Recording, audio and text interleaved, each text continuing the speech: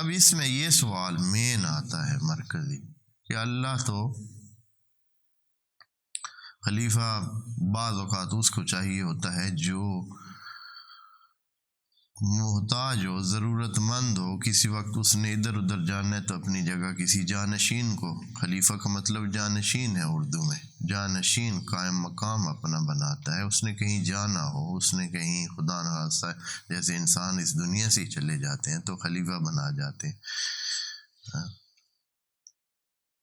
تو اللہ کو پھر یہ ہے کہ وہ قادر مطلق ہے، ازلی ہے، نہ ختم ہونے والا ہے، نہ اس کی قدرت میں کوئی فرق پڑنا ہے، نہ اس کے علم میں کوئی کاستی ہونی ہے.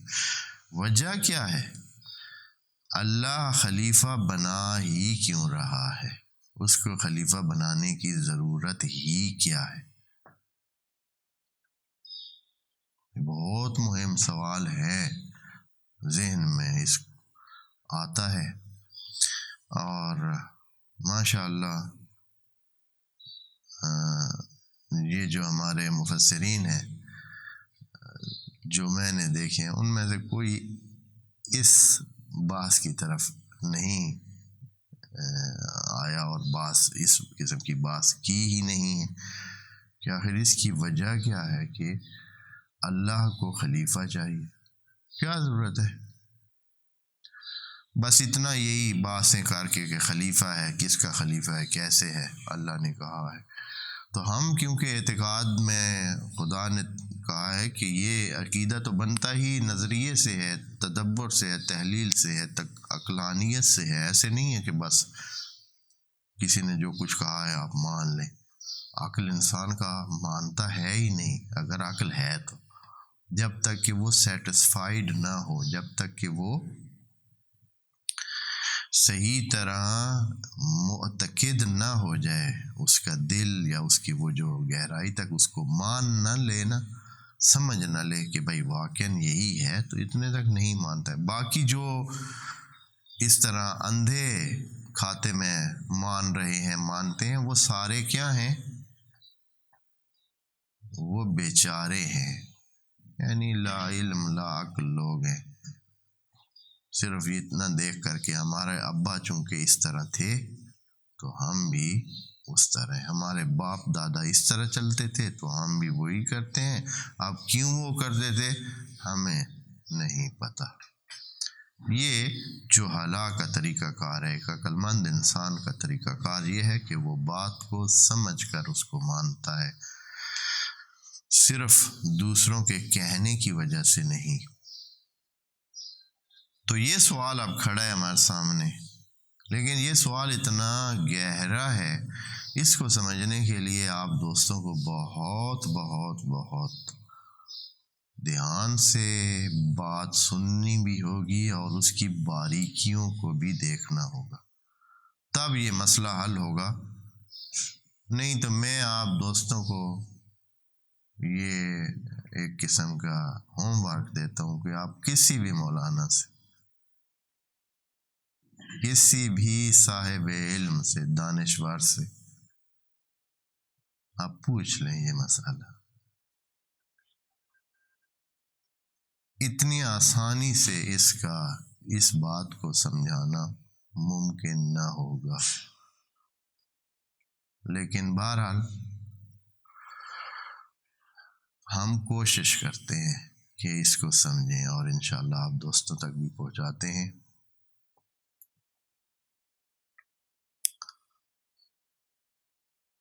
پہلے اس طرح ایک تصور آپ کریں کہ اگر اللہ ہو اور اس کی مخلوق ہو، اللہ اور اس کی مخلوق، انسان درمیان میں نہ ہو،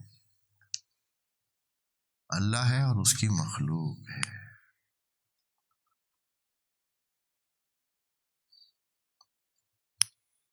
مخلوق سے پہلے صرف اللہ ہے اور آخر میں بھی صرف اللہ ہوگا.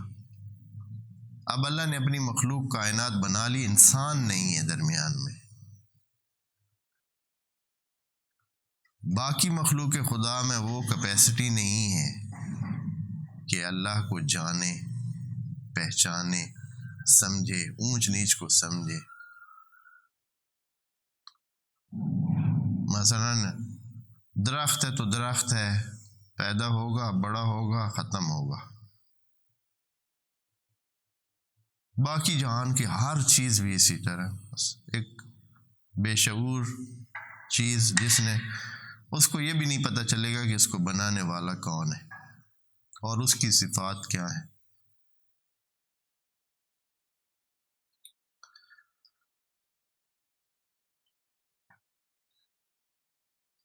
پس اللہ کی جو صفات ہیں، اللہ کی جو صفات جمالیہ ہیں، ان کا بھی پتہ نہیں چلے گا۔ بہت ہوا تو کچھوں کو صفات جمال کا پتہ چل جائے گا اور صفات جلال کا پتہ نہیں چلے گا، اور جب تک صفات جلال کا پتہ نہ چلے، صفات جمال کی بھی وہ اہمیت نہیں رہتی ہے۔ آپ کو سفیدی کا اندازہ تب ہوگا جب سیاہی کو جانیں گے، تب جھوٹ کا آپ کو، تب سچ کی اچھائی تب آپ کو صحیح سمجھ آئے گی جب آپ جھوٹ کو بھی جانیں گے، تو تب۔ اگر صرف سچ ہو تو پھر کچھ بھی نہیں بنا، اگر صرف خوبصورتی ہو تو خوبصورتی معنی ہی نہیں رکھتی ہے، بے معنی ہو کے رہ جائے گی۔ ہاں، جب ساتھ ہی بدصورتی ہوتی ہے نا، پھر جب اس کے ساتھ کمپیئر ہوتا ہے، قیاس کیا جاتا ہے، تو پھر سمجھ آتی ہے کہ یہ خوبصورتی ہے اور یہ بدصورتی۔ بس یہ مد مقابل کی دو صفتیں جب تک نہ ہوں، اتنے تک نہیں ہوتا۔ بس اس جہان میں اگر ساری یہ چیزیں ہوتی اور انسان نہ ہوتا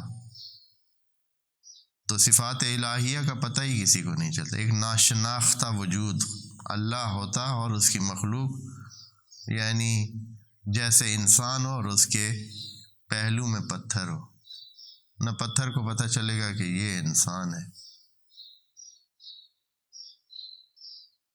پتھر کا پتھر ہی رہے گا۔ وہ کبھی بھی یہ نہیں پہچان سکے گا کہ یہ جو میرے ساتھ بیٹھا ہوا انسان ہے، یہ بڑی صفات والا ہے، بڑے کمالات والا ہے، بڑی چیزیں جانتا ہے، بڑے کام کر سکتا ہے، بڑے سلسلے کر سکتا ہے۔ پتھر پتھر رہے گا۔ تو یہ ساری مخلوق اس ٹائپ کی تھی۔ حتیٰ فرشتوں میں بھی یہ کیپیسٹی نہیں تھی کہ وہ اللہ کی ان صفات کو اس طرح جان سکے، اس لیے کہ وہ پازیٹیو تھے، صرف پازیٹیو یعنی مثبت۔ ان میں غلط سوچ کا، جیسے کہ ابھی کچھ بعد میں علماء کا یہ کہ ان کو دوسری طرف وہ نہیں کر سکتے، ان میں گناہ کی کیپیسٹی جیسے کہا گیا نہیں۔ تو بہرحال اللہ کی پہچان ہی نہیں ہو سکی۔ پھر اللہ نے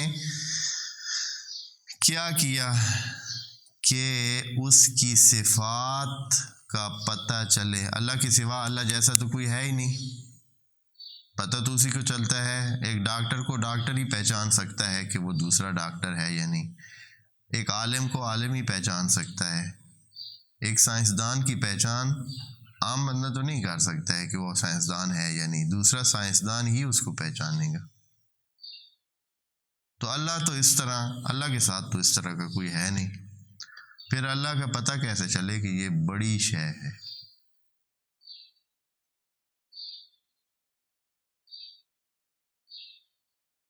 اس کے لیے اللہ نے کیا کیا، ایک ایسا وجود خلق کیا کہ جس میں وہ اللہ جیسا نہیں ہے، نہ اللہ کے مقابل ہے، بس اللہ نے اس کو عنوان دے دیا ہے کہ خلیفہ۔ پھر کیا کیا، لیکن اس میں اتنی کیپیسٹی ڈالی کہ وہ ان تمام صفات کی پہچان رکھتا ہے، قدردانی کر سکتا ہے، پہچان سکتا ہے اور تعریف کرتا ہے، اچھائی کی تعریف کرتا ہے، خرابی کی نکوہش کرتا ہے۔ اس لیے اللہ نے انسان کو خود اپنی صفات کی کیپیسٹی دے دی، اپنی صفات کی قابلیت انسان میں رکھی اور انسان کو بنایا کہ وہ ان تمام صفات کو پہچانے، سچ کیا ہے، کرم کیا ہے، فضل کیا ہے، رحیمیت کیا ہے، خلق کیا ہے، ملک کیا ہے، مرید کیا ہوتا ہے ہی کیا ہوتا ہے، کون ہے ہی ہے، کون مردہ ہے۔ جب یہ انسان ان چیزوں کو پہچانتا ہے تو پھر وہ اس نتیجے پہ پہنچتا ہے کہ حیات ایک چیز ہے جو باقی کسی چیز میں حقیقتاً نہیں ہے، سب میں عارضی ہے۔ پکی حیات ہے، ذاتی حیات ہے تو وہ کس کی ذات میں؟ اللہ کی ذات میں۔ یہ صرف انسان کو پتہ چلتا ہے۔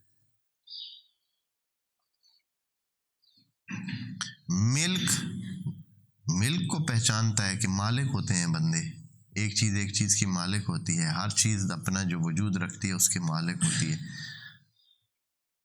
یہ چیز پہچان کر جب وہ دیکھتا ہے کہ عالم میں ملک ہے، عارضی ہے، لیکن ایک وجود کی ملک عارضی نہیں ہے، پکی ہے، خود اس سے ہے، ذاتی ہے، اور وہ اللہ کی ہے۔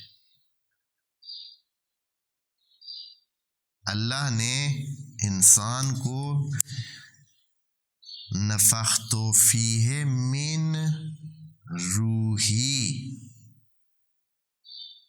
یہ خاص قسم کا پیکج جو ہے انسان میں فیڈ کیا ہوا ہے۔ اور آگے بات جو آئے گی نا، میں آگے ابھی جو تھوڑا سا مقابلے کا ایک سیشن ہوگا ایک ملائکہ اور جناب آدم میں، تو اس میں یہ چیز آپ دیکھیں گے کہ اسی طرح ہے کہ وہ کیپیسٹی، وہ قابلیت، اہلیت جو انسان میں اللہ نے ودیت فرمائی ہے وہ ملائکہ کے پاس بھی نہیں تھی۔ وعلیکم السلام۔ اور یہ چیز ہے جس کی وجہ سے اللہ نے انسان کو بنایا، یہ چھوٹا سا وجود، یہ بالکل نحیف سا اور کمزور سا وجود، اس میں یہ قابلیت ہے کہ یہ اللہ کا خلیفہ بنے۔ اور خلیفہ بنانے کی ضرورت اس لیے پیش آئی کہ اس کی وجہ سے اللہ کی تمام صفات کی پہچان ہوتی ہے۔